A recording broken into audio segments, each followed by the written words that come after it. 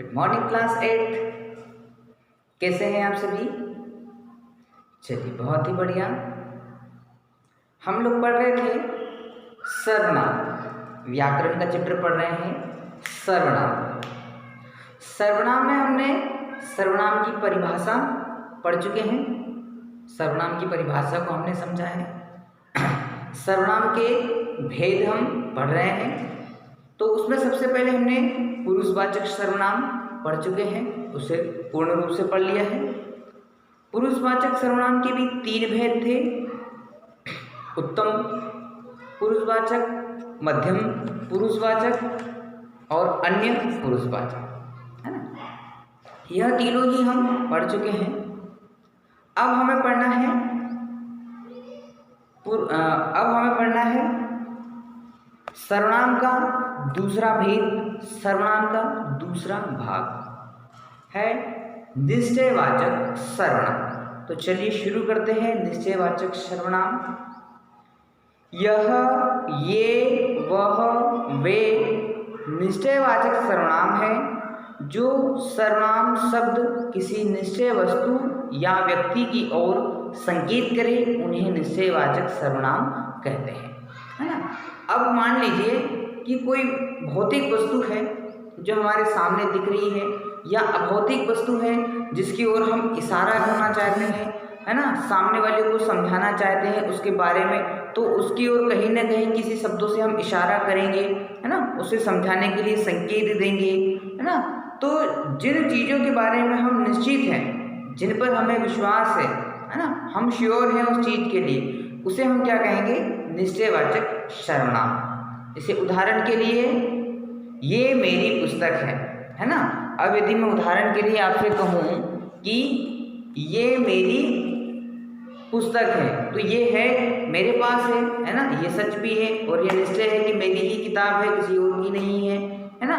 तो ये मेरी किताब है। वे मेरे मित्र हैं, है ना। अब मैं कह दूँ कि वे मेरे मित्र हैं, जो बैठे हुए हैं वे मेरे मित्र हैं, मैं उन पर आश्रित हूँ, है ना, कि वो मेरे मित्र हैं।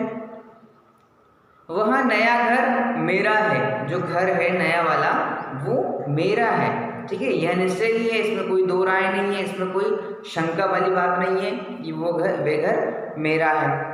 यह किसका बस्ता है ना। बैग जो है वो किसका है, तो यह किसका बस्ता है ना। ये भी निश्चयवाचक में है ना। तो निश्चयवाचक को हम यहाँ से समझते हैं कि जो चीज़ें वास्तव में है, जो निश्चित है, जो तथ्य है, जो सही हैं, वो निश्चयवाचक में आएंगे।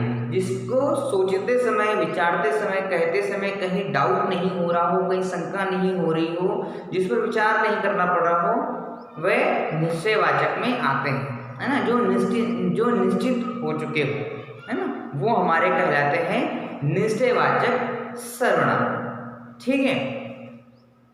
निश्चयवाचक सर्वनाम में महत्वपूर्ण है कि उनके सर्वनाम सूचक शब्द, ठीक है, जैसे यह, ये, वह, वे, ठीक है, ये सर्वनाम सूचक शब्द है, इन्हें ध्यान रखना है।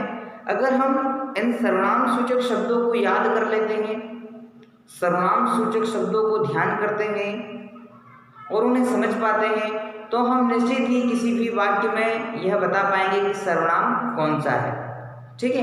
क्योंकि परीक्षाओं में आपसे एक वाक्य दे दिया जाएगा, जैसे कि ये मेरी पुस्तक है, यह कौन सा सर्वनाम होगा, है ना। तो आपको बताना पड़ेगा कि यह निश्चयवाचक सर्वनाम है। या फिर इस तरह से भी पूछा जा सकता है कि वह कहाँ चला गया, वह कहाँ चला गया, तो इसमें कौन सा सर्वनाम है, तो आपको बताना पड़ेगा कि यह अन्य पुरुषवाचक सर्वनाम है। तो वहाँ आपको सर्वनाम बताना पड़ेगा, ठीक है। तो इस तरह के प्रश्न आपसे पूछे जा सकते हैं। चलिए अब शुरू करते हैं अनिश्चयवाचक सर्वनाम। सर्वनाम का तीसरा भाग, सर्वनाम का तीसरा रूप हम पढ़ते हैं कि अनिश्चयवाचक सर्वनाम क्या होते हैं, पढ़ते हैं। जिन सर्वनाम शब्दों का प्रयोग किसी अनिश्चित वस्तु, व्यक्ति तथा स्थान के लिए किया जाता है, उसे अनिश्चयवाचक सर्वनाम कहते हैं। अब कोई भी वस्तु हो, व्यक्ति हो, स्थान हो। अब वस्तु, व्यक्ति, स्थान क्यों कहा है हमने? क्योंकि ये संज्ञा होती है और हम पहले भी जान चुके हैं कि संज्ञा के स्थान पर ही सर्वनाम का प्रयोग होता है। अगर मान लो हम इसको इस तरह से भी कहते हैं कि सर्वनाम शब्दों का प्रयोग किसी अनिश्चित संज्ञा के लिए किया जाता है, तब भी इसकी परिभाषा सही होती है ना। या फिर हम इसको इस तरह से भी कहें कि जिन सर्वनाम शब्दों के प्रयोग किसी अनिश्चित वस्तु, व्यक्ति, स्थान के लिए किया जाता है उसे अनिश्चयवाचक सर्वनाम कहते हैं, तब भी हमारी परिभाषा सही होगी, तब भी हमारी परिभाषा गलत नहीं होगी, है ना। क्योंकि हमें मालूम है संज्ञा के स्थान पर ही सर्वनाम का प्रयोग होता है। तो क्या कहेंगे? उदाहरण से समझते हैं कि मुझे कुछ खाना है। अब खाना तो है, वस्तु हुई होगा भाई, खाना तो है ना, वस्तु होगा, लेकिन कुछ खाना है ऐसा निश्चित नहीं किया है उसने, ऐसा पर्टिकुलर बताया नहीं कि भाई मुझे जलेबी खाना है, रसगुल्ला खाना है, रोटी खाना है, सब्जी खाना है, बाटी खाना है, मूली खाना है, गाजर खाना है, आम खाना है, ऐसा कुछ भी बताया नहीं गया है, बस कुछ खाना है ना। अब कुछ में कुछ भी हो सकता है, लेकिन निश्चय नहीं किया है ना। अब वो क्या कह रहा है कि मुझे कुछ खाना है ना। तो ये अनिश्चय है। अनिश्चय मतलब इसमें कोई निश्चय नहीं किया गया, उसके सामने जो भी दे दोगे वो खा लेगा, है ना, उसकी कोई चॉइस नहीं है। तो यहाँ पर है कि जब कोई चीज़ें निश्चित नहीं हो वहाँ अनिश्चयवाचक सर्वनाम का प्रयोग करते हैं। जैसे मुझे कुछ खाना है। और उदाहरण देखते हैं, यह अचानक कहीं चला गया। यह अचानक कहीं चला गया, कहाँ गया है बताकर नहीं गया, कहाँ गया किसी को मालूम नहीं है ना, कहीं चला गया।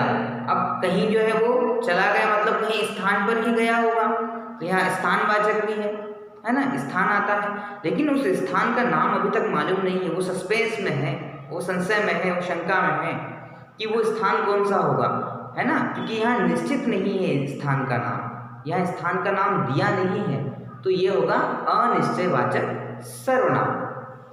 बाहर कोई खड़ा है। अब कोई आया है मतलब कोई व्यक्ति खड़ा होगा, तो यहाँ व्यक्तिवाचक संज्ञा भी है, तो क्या कहेंगे? बाहर कोई खड़ा है। अब कोई खड़ा है वो क्या है? कोई वस्तु, कौन व्यक्ति है? महिला है, पुरुष है, बालक है, जानवर है ना, किसी को कुछ भी नहीं मालूम, लेकिन कोई खड़ा है। यहाँ निश्चित नहीं किया गया है, या निश्चय नहीं किया गया है कि कौन खड़ा है, किसी का नाम नहीं लिया गया, लेकिन कोई खड़ा है, तो यहाँ पर क्या होगा? अनिश्चयवाचक सर्वनाम, है ना। किसी ने दरवाजा खटखटाया। किसी मतलब कोई व्यक्ति की बात हो रही है, तो किसी ने दरवाजा खटखटाया, ठीक है, तो यह भी हमारा अनिश्चयवाचक सर्वनाम होगा।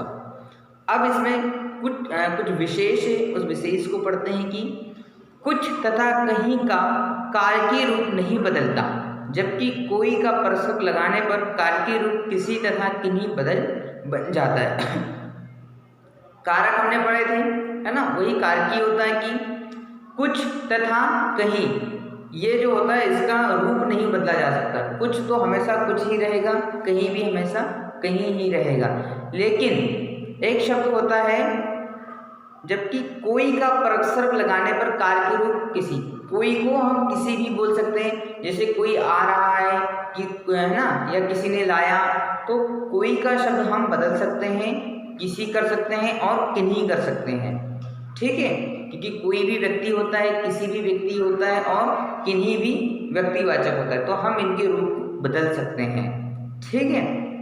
उदाहरण से देखते हैं कि किसी एक को बताओ, किसी ने कहा था, किन्हीं दो को यहाँ बुलाओ, किन्होंने कहा था। इस तरह से हम इनके रूप को बदल सकते हैं, ठीक है।